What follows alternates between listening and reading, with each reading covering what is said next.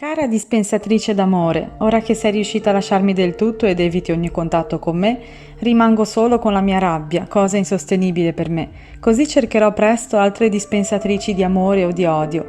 L'importante è che le loro attenzioni siano rivolte a me, perché è di questo che ho bisogno, nel bene e nel male, stare sotto i riflettori. Mi ricordo di quando ci siamo conosciuti. Ho visto da subito la tua aria da bisognosa d'amore e da quanto tu volessi anche darne.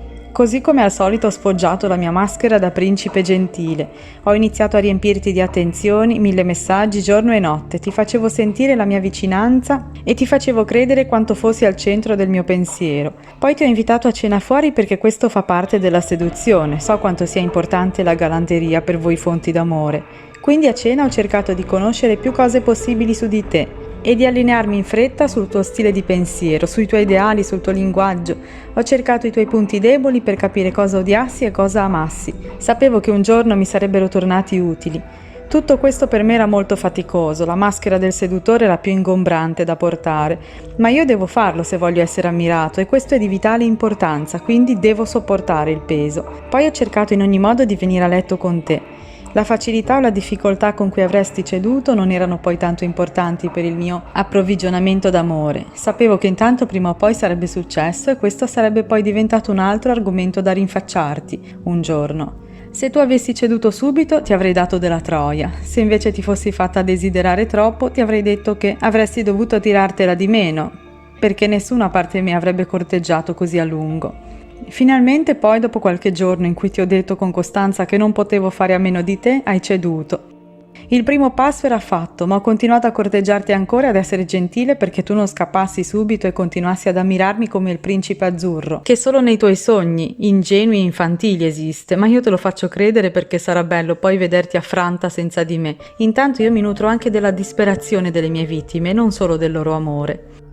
Questa tiritera del seduttore doveva finire al più presto. Era insopportabile per me doverti far credere una persona speciale quando invece l'unico ad essere speciale sono io, e questo dovevi dire tu a me. Così sono andato avanti ancora un po' con fiori, cioccolatini, libri, pensierini da poco, in base alle stronzate che avevi detto che ti piacciono. Cerco le cose che costino il meno possibile perché questa seduzione non va avanti mica solo con te, bensì con tutte le vittime che posso trovare, quindi non posso mica spendere troppo per regali che devo fare a più persone in più momenti dell'anno. Non posso impoverirmi. Anzi, sei tu che dovresti fare più regali a me, dato che ti degno delle mie attenzioni e dato che io merito un trattamento esclusivo, essendo io al di sopra di tutti i deficienti che si incontrano nel mondo. E questo deve essere riconosciuto. Lo stai riconoscendo? Stai vedendo quanto io sia grandioso? Quanto sia bello, forte, intelligente e potente? Grazie, ho bisogno di questi apprezzamenti e vedo quanto tu ti stia legando a me. A questa immagine grandiosa che do di me quotidianamente, in questo mondo di sottosviluppati. Sento che ormai sei molto legata a me, quindi ora posso allentare il laccio di questa maschera che non mi fa respirare. Sta diventando tutto insopportabile, la maschera costante con te, ma anche tu stessa, che sei una stupida che deve fare solo tutto quello che voglio quando voglio e soprattutto darmi attenzioni. Finalmente ci siamo, oggi non posso vederti, sono oberato di lavoro. Domani sono con mia madre, figura che detesto, a volte la amo ma poi la odio, ma devo andare a rifornirmi di energie anche da lei per quel poco che mi può dare. Ci possiamo vedere tra una settimana, ti dispiace? Sì, lo vedo che ti dispiace, che stai percependo che qualcosa non va, che è cambiato qualcosa e non sai neanche bene cosa e non lo saprai mai, ma godo nel vederti disperata per il mio allontanamento. Non saprai mai che ho bisogno anche di questo, a meno che qualche stronzo non ti faccia venire a conoscenza del grave disturbo che ho o che tu non lo conosca da sola. Più ti disperi, più mi allontano, perché vedo quanto tu sia legata a me e quanto tu abbia bisogno di me. Questo tuo attaccamento e le attenzioni che mi dai riempiono il mio ego e la mia felicità si basa su questo, sulla grandezza dell'ego alimentato dalle emozioni altrui, sia di rabbia sia di amore, sia di disperazione, pianto o altro. Ti lascerò un po' da sola nella tua tristezza, nel frattempo ovviamente devo rifornirmi da altre fonti di ammirazione. Ti hanno detto che mi hanno visto con altre donne? E certo, mica penserai che nel frattempo stia inerme ad aspettare che tu ti ricarichi di autostima, che io ti ho risucchiato, dato che starai a pensare a cosa tu abbia sbagliato e ti starai dando la colpa di tutto. Per esempio, se ti piacciono le magliette scollate, io ti ho fatto capire che sei una puttana.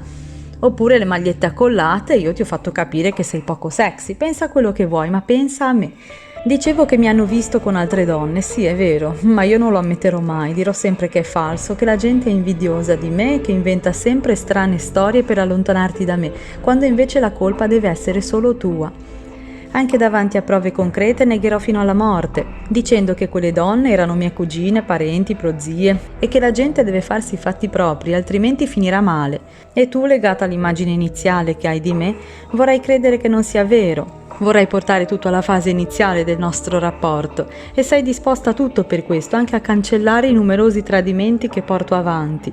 Vorrei dirti che intanto non sono innamorato neanche di queste donne, perché io non mi innamoro mai di nessuna. Esco con loro per abbeverarmi alla ulteriore ennesima fonte di ammirazione, cioè la loro.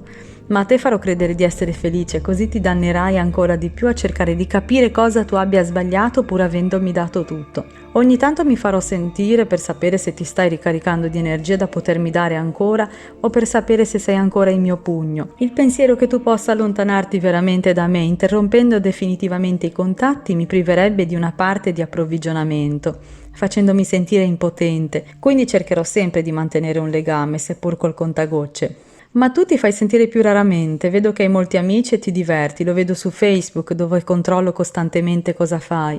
Sembri felice, quindi penso che sia il momento di rivederci, non importa se siano passati 2, 3, 5 mesi e che in questi mesi tu mi abbia detto le cose peggiori si possano dire. Erano attenzioni anche quelle e io ti farò credere di aver perdonato le tue debolezze. È il momento del cosiddetto ripescaggio. Mi ripresento da te. Ti farò sentire di nuovo desiderata e che io voglia stare con te perché solo con te ho un certo feeling. Penserai che il nostro rapporto torni come agli albori, ma è solo una tua illusione. Ti darò attenzioni solo nei ritagli di tempo, ma in quei momenti sarò impeccabile. Prenderò da te tutto quello che potrai offrire, tutto quello che hai, tutto quello che nella tua ingenuità vorrai donarmi. E nel frattempo cercherò nuove vittime da succhiare, da spremere tutto quello che hanno, anche perché vedo che diventi sempre più consapevole dello schifo che faccio, di quanto sia falso e subdolo, ma non hai il coraggio di lasciarmi, l'immagine iniziale che hai di me ti abbaglia ancora. Non hai realizzato che fosse solo una maschera. Speri ancora che io sia quella persona, magari un po' stressata dal lavoro. In questi giorni sto frequentando una nuova vittima, sensibile, ingenua e dolce come te all'inizio. Ora stai diventando una vera rompipalle, mi stai stancando. Basta, domani non ci sono e neanche dopodomani. Mi farò vedere da tutti con questa nuova vittima. È il momento di scartarti, forse sarai distrutta, ma chissà, un giorno tornerò. Lascio sempre uno spiraglio aperto. Per adesso lasciami vivere di nuovo questi momenti di cieca ammirazione che solo una nuova vittima mi sa dare. Soffrirò solo se non mi considererai mai più. Ma questo lo so solo io e me lo tengo nel profondo della rabbia che ho verso tutto il mondo. Addio, che poi per me è sempre un arrivederci.